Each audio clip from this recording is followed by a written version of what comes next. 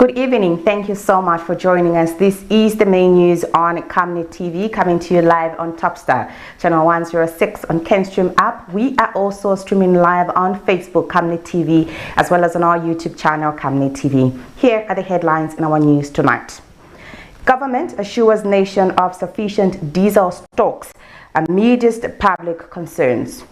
HH urges manufacturers to lower prices in view of economic gains. Court adjourns MALANJI'S judgment.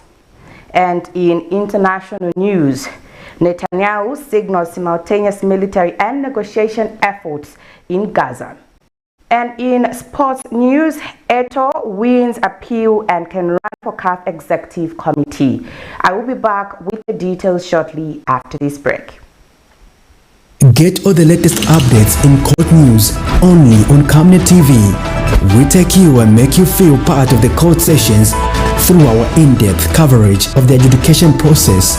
Get informed on those who have been arrested, delayed and denied the police bond or bail victims, persons taking plea, court adjournments, verdicts, and those administration issues in the judiciary.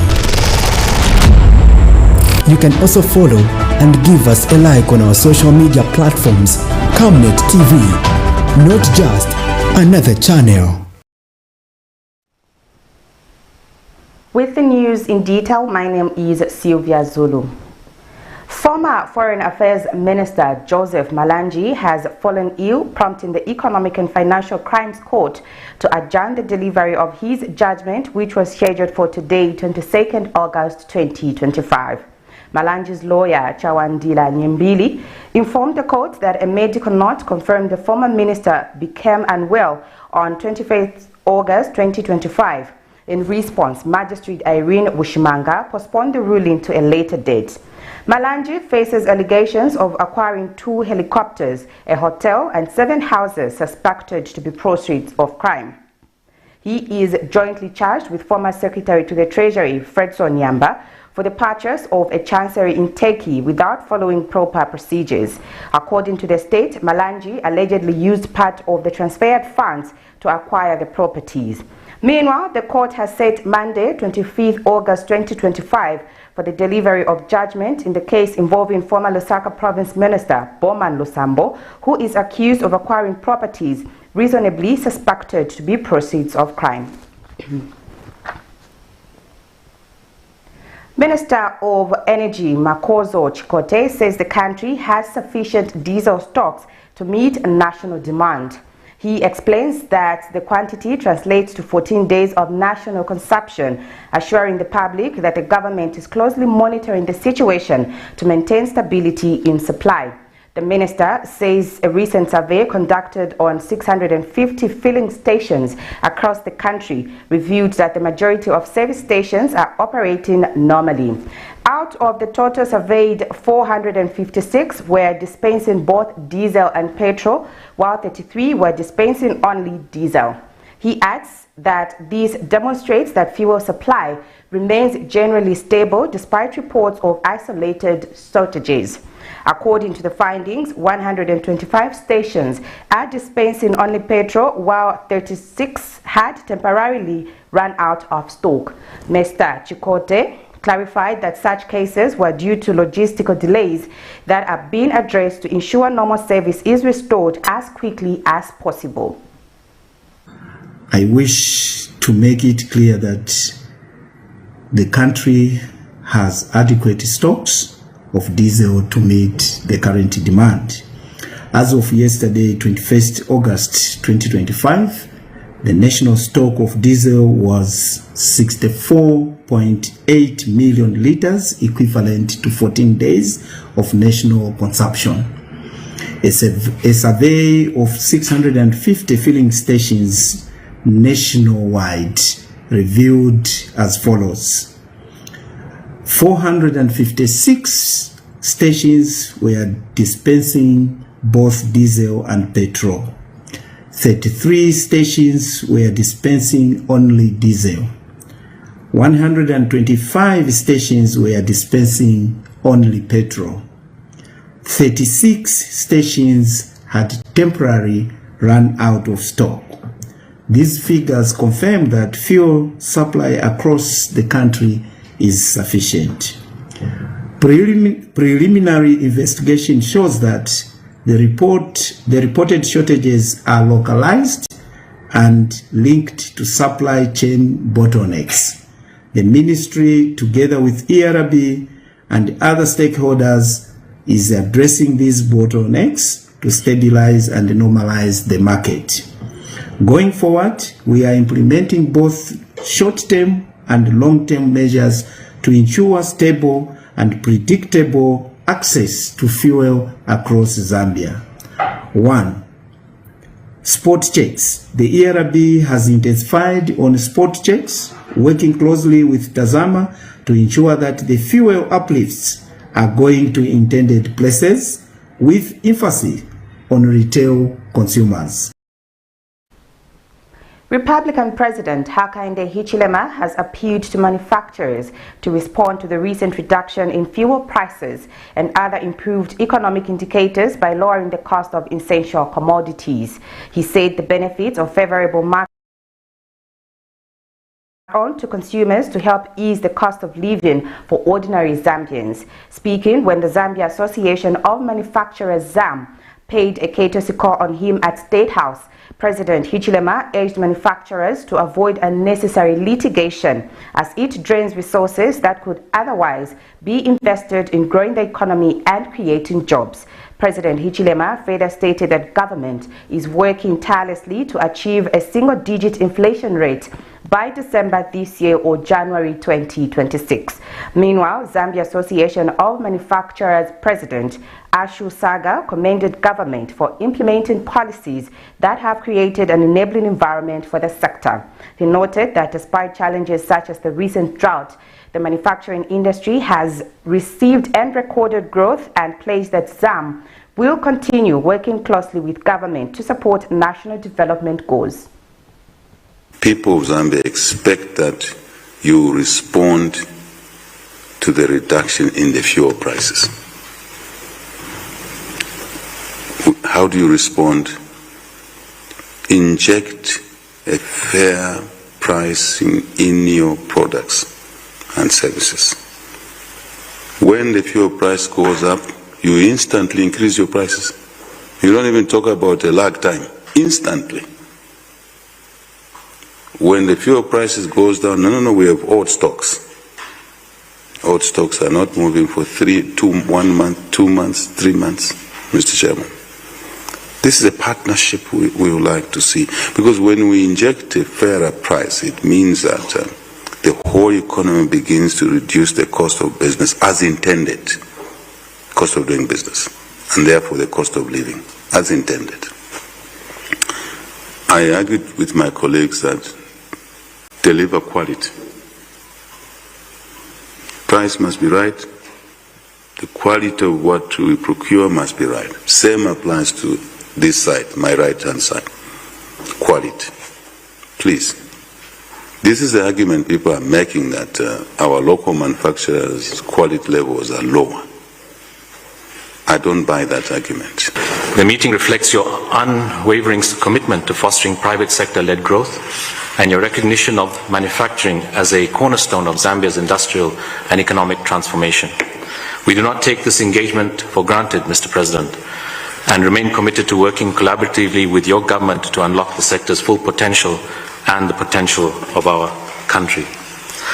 I believe all our members have been introduced, and in my remarks also, I would like to point out the openness that has been displayed over the years, Mr. President, for us to engage you personally and your team. It's something very different that we have not really experienced in the past. A third-party contractor has died in a tragic accident at the Nakambala Transport Workshop in Mazabuka on 21st August 2025. The deceased, identified as Joseph Kunda, was an employee of Cow Tire, a company engaged by Zambia Sugar PLC to maintain tires for its fleet of vehicles and equipment. Mr. Kunda, a husband and father of 2, sustained fatal injuries while repairing a tire.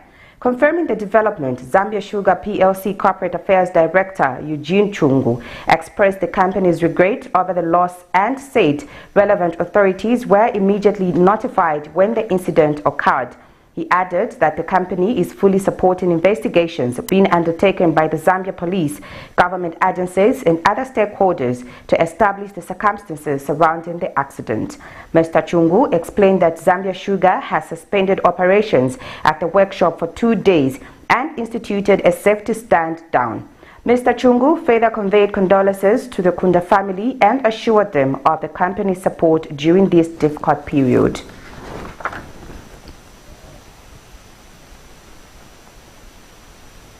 A 30-year-old man has been convicted by the Lusaka Fast Track Court for obstructing council police officers and inciting violence in the Central Business District CBD. The convict, identified as Francis Mwape, was arrested after engaging in a physical altercation with council police near Westgate Mall during an operation to control street vending. The incident left 2 council police officers injured and also resulted in damage to a council vehicle, registration number BAK 6098, whose windscreen and rear window were shattered. Authorities said the violent conduct endangered public safety and disrupted lawful operations in the CBD. Mr. Mwape appeared before the Fast Track Court at the Civic Center, where he was fined 10,000 kwacha for his actions. In default of payment, he will serve 3 months imprisonment with hard labor. He remains in custody until further notice. This is according to a statement Lusaka City Council LCC Assistant Public Relations Manager Bulamba Nyambe availed to Camnet News. The Lusaka City Council secured conviction of a Lusaka resident named Francis Mwape, a 30-year-old male, for obstructing council police and inciting unknown individuals against them in the Central Business District near Westgate Mall. Mr. Mwape, who allegedly engaged in a physical altercation with council police officers during their, lawful efforts to control street vending in the CBD, appeared before the Fast Track Court today. He was arrested yesterday and has since been fined 10,000 kwacha by the Fast Track Court with a default sentence of 3 months imprisonment with hard labor, and he remains in custody at the moment until further notice. The incident, which occurred recently, resulted in injuries to 2 council police officers and damage to a council vehicle, a motor registration number BAK 6098, whose windscreen and rear window were shattered. This ruling by the court sends a strong signal to individuals who would be offenders in the near future that they need to respect the law. People should not take the law into their own hands, because the law doesn't they choose who to visit. As long as you are on the wrong side of the law, we are going to ensure that it is applied. And the city council would like to just commend the council police and the other law enforcement agencies for their swift action in apprehending the suspect and ensuring that justice has prevailed.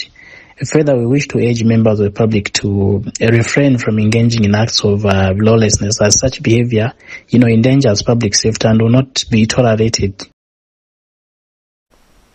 Civil Service Commissioner Dr. Jolwe Bayani has reaffirmed the Commission's commitment to strengthening human resource management and ensuring accountability in the public service. He made the remarks while officiating at a monitoring and evaluating M&E exercise for the Human Resource Management Committee, HRMC, held at the Ministry of Information and Media's boardroom today. Dr. Bayani emphasized that the Commission expects excellence, ethical conduct, and the highest standards of professionalism from HRMCs in executing their delegated functions. He highlighted 7 key responsibilities assigned to the committees, including substantive promotions, retirements on medical grounds, normal retirement at 60, postmasters retirements, and temporal appointments, noting that these functions are aimed at improving efficiency and effectiveness in managing human resources. Meanwhile, Information and Media Permanent Secretary Mr. Tabo Kawana highlighted the ministry's achievements under the HRMC, noting that 77 staff cases have been successfully processed since 2023, including 36 confirmations, 37 substantive promotions, and 4 retirements. The ministry has witnessed timely confirmations, promotions, and separation of officers. This has addressed accumulation of outstanding human resource cases and enhanced staff morale and resultant service delivery. In addition, the delegation of these functions has also resolved the issue of frequent reactivation of acting allowances on the payroll as Human Resource Management Committee meetings are held quarterly.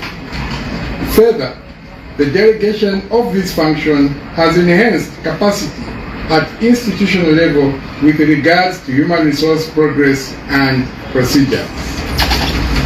Ladies and gentlemen, Chairperson, in conclusion, let me thank the Commission for the technical assistance provided through the continuous engagement such as this one.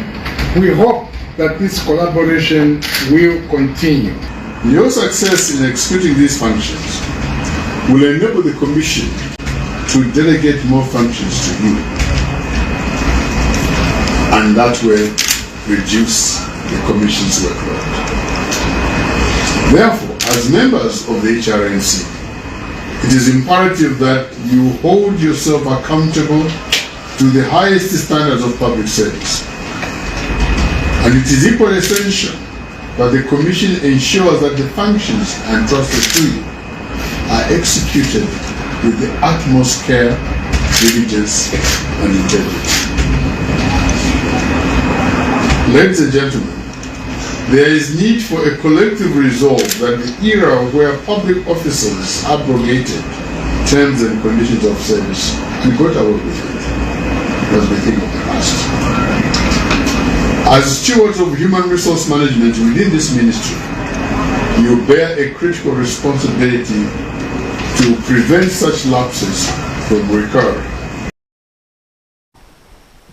Residents of Nanjucha in Nalolo District, Western Province, have appealed to the government to construct teachers' houses, citing inadequate accommodation as a factor affecting teachers' performance. Speaking to Camnet News, Nanjucha School Parents and Teachers Committee Chairperson Mwangala Masheke explained that most teachers currently live in poor and mud houses, while some are accommodated in classrooms due to the lack of proper housing. Mr. Masheke said building teachers' houses would help motivate educators and improve teaching and learning outcomes at the school. Nalolo Member of Parliament Imanga Wamunyuma confirmed the situation during a recent visit to the area. He urged community members to submit proposals through the Ward Development Committee to access resources from the Constituents Development Committee (CDC). The community continues to hope that the government will prioritize the construction of teachers' accommodation to enhance the quality of education in Nanjucha. Teachers' accommodation in rural areas, especially in Western Province, has remained the most critical challenge, as some teachers live in poor and mud houses, while others in classroom blocks. And teachers at Nanjucha School is not exceptional, and some parents in the area have raised concern towards the matter.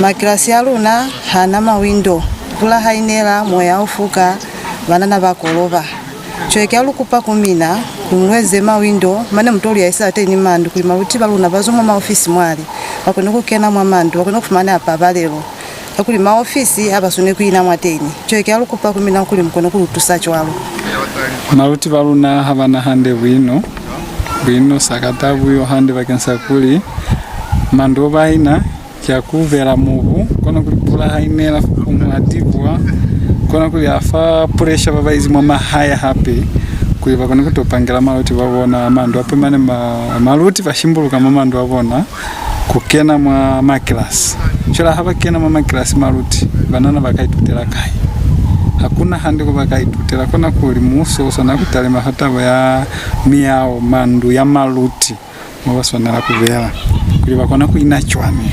Speaking to Camnet News in Nanjucha area, Nanjucha School Parents and Teachers Committee Chairperson Mwangala Masheke is appealing to government to construct teachers' houses as the school lacks teachers' accommodation. Kibutata bwa matichere kutoka mandu sinamukatali matichere baluna abana mandu mandolo kona kubala kimandu fera a 5 the rest akuna mane kungata babona bapira kulobala mama offices ama class chwale kona pila yetu tuna hulu yetu chwale kupa hulu kubona ba local government kuli bakone kutotali mafa kutatabo eni ne baluse bisize kwa mulao kwale kuli bakatolu ya ela 2 staff permanent houses kono chwale akusika kalakali kubona ala misero yeo kyalu kupakuli butatabo kibobu tuna hulu kakuli maluti kuikutwa kusebeza hande kia hizi mwa accommodation yende.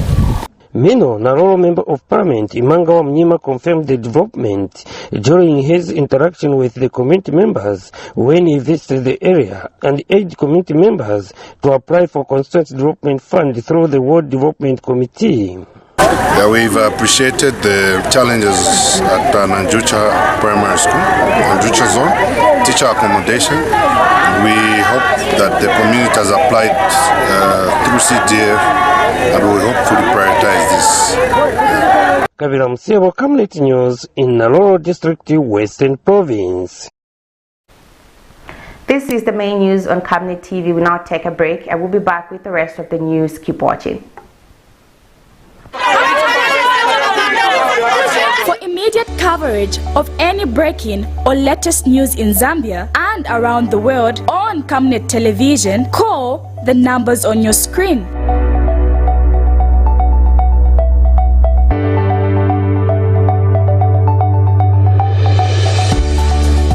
Camnet Television, bringing to your screens fair news, impartial news, credible and reliable news all the time. Get the whole truth on Camnet World News.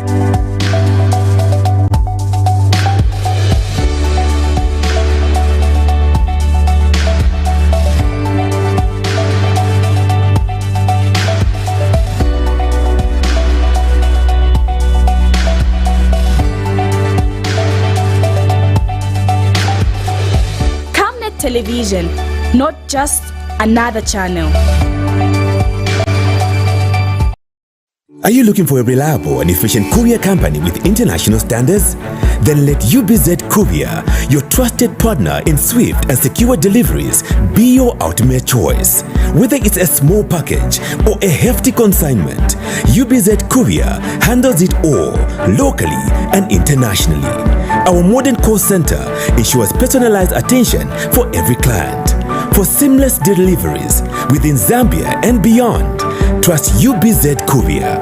Call us now on +260 763 062 680 or visit us at plot number 15 Mwapona Road, Woodlands, Lusaka, Zambia. UBZ Courier, a world-class brand that can be trusted. From time immemorial, we have had different types of lighting options, from those that can burn down our investments in minutes to those that dig holes in our pockets due to constant replacement and huge consumption of our ZESCO units. Savenda Electric introduces the new and advanced electric bulb with cutting-edge technology of LED that has low power consumption, gives out bright white light, and lasts up to 25,000 hours. Savenda Electric manufactures all types of LED light, like plastic LED fluorescent tubes, down lights, ceiling lights, outdoor fittings, and solar street lights made to customer specifications. Let's live on the bright side of life by choosing the wide range of Savenda electric lighting solutions that are available in all leading stores and supermarkets countrywide. For orders, call 0962 642 490 or email jnbunda@savenda.com or pchabula@savenda.com.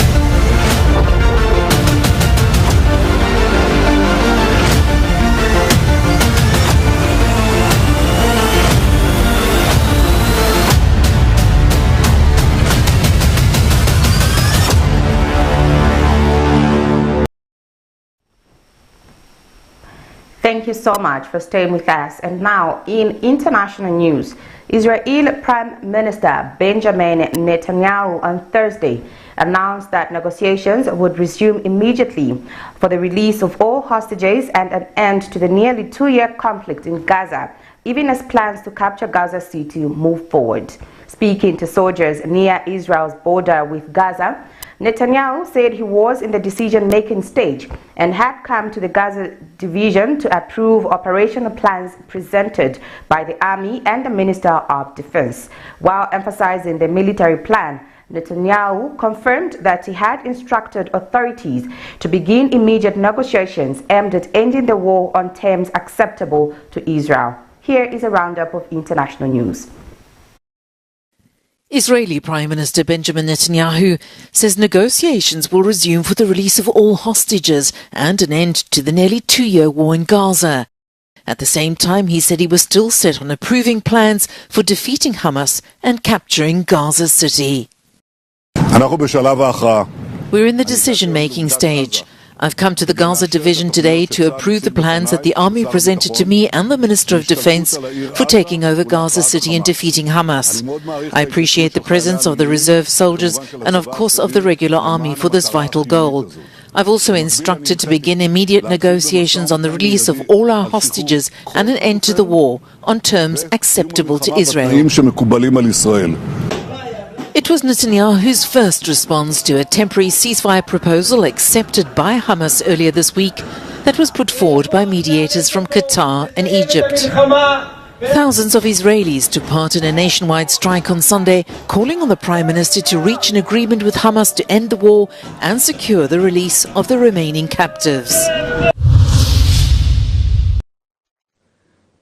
United Nations Secretary-General Antonio Guterres has renewed calls for an immediate ceasefire in the Gaza war. His plea came as Palestinians started fleeing parts of Gaza City after the Israeli military began the first stages of its planned offensive there. And talking about peace, I must reiterate that it is vital to reach immediately a ceasefire in Gaza and the unconditional release of all hostages, and to avoid the massive deaths and destruction that a military operation against Gaza City would inevitably cause. Guterres was speaking in Japan, where he's attending a conference on African development. Simultaneously, the decision by the Israeli authorities to expand illegal settlement construction which would divide the West Bank must be reversed. All settlement construction is a violation of international law. So we see Japan as a messenger of peace in a world that unfortunately is full of conflicts, and in a situation in which we have a Security Council that has been unable to find the necessary consensus because of the divides, the geopolitical divides among superpowers. The UN Security Council has been unable to find the consensus that is necessary to put an end to all this conflict.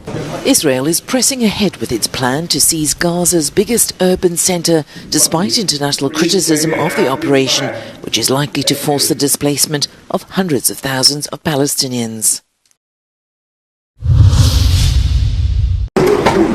Civil parties in the treason trial of the former president of the Democratic Republic of Congo are demanding tens of billions of dollars in reparations. They say this is in compensation for the violence they've experienced at the hands of rebels in the mineral-rich east of the country. The charges against Joseph Kabila include murder, rape and torture linked to his alleged support for Rwanda-backed M23 rebels who control a large part of the region. Kabila's successor, President Felix Tshisekedi, has accused him of being the brains behind the group. At a military court in Kinshasa, lawyers for the civil parties said they're seeking nearly 25 billion in reparations. They've also described Kabila as a Rwandan citizen and are demanding he be convicted of espionage instead. Meanwhile, the eastern provinces of South Kivu, Ituri and North Kivu are demanding an additional $21 billion and the seizure of the former president's bank assets. Kabila, who's been tried in absentia, denies the charges. The Army Attorney General is due to present his closing arguments on Friday.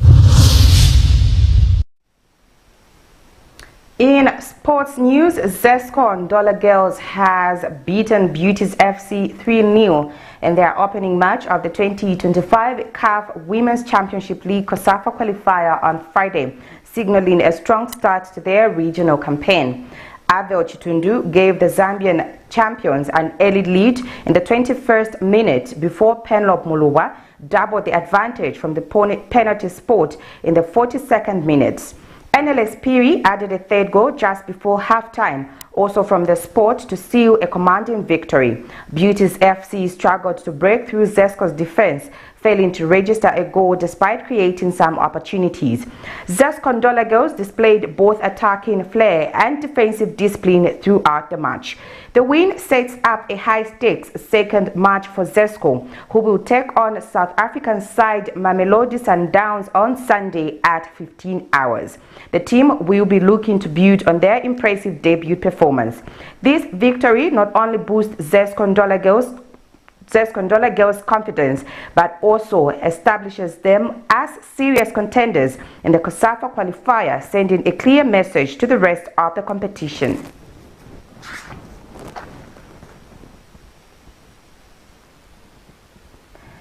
That's it for our main news tonight. Here is a recap of the stories making headlines.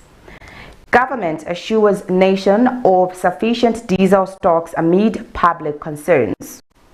HH urges manufacturers to lower prices in view of economic gains.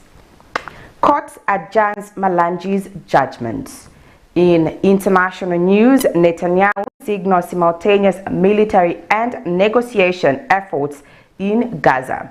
And in sports news, ETO'O's win appeal and can run for CAF Executive Committee. We now look at the Camnet verse for the day, coming from the book of Ecclesiastes 9 verse 10. Whatsoever thy hand findeth to do, do it with thy might, for there is no work, no device, no knowledge, no wisdom in the grave whither thou goest. Thank you so much for watching. Remember, you have been catching us live on Topstar channel 106, on Kenstream app, on Facebook, Camnet TV, as well as on our YouTube channel, Camnet TV. Thank you so much for watching. My name is Sylvia Zulu. Good night and God bless you all.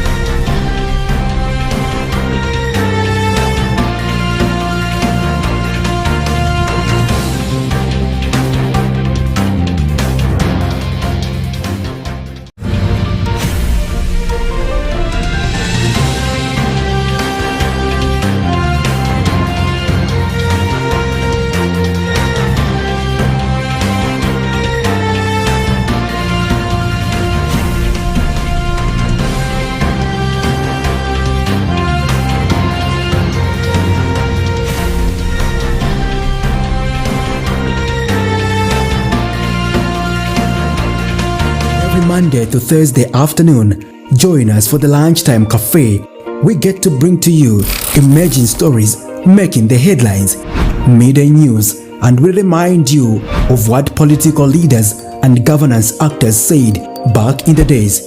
In Forgotten Stories, we emphasize to you the importance of eating healthy foods and leading healthy lifestyles on the Nutrition Corner. Get the latest updates in sports and critical interviews. Because we value your contribution to national matters, we accord you an opportunity to share your perspectives during the viewers' reactions. The Camnet TV Lunchtime Cafe. is an all-inclusive buffet. Camnet TV, not just another channel.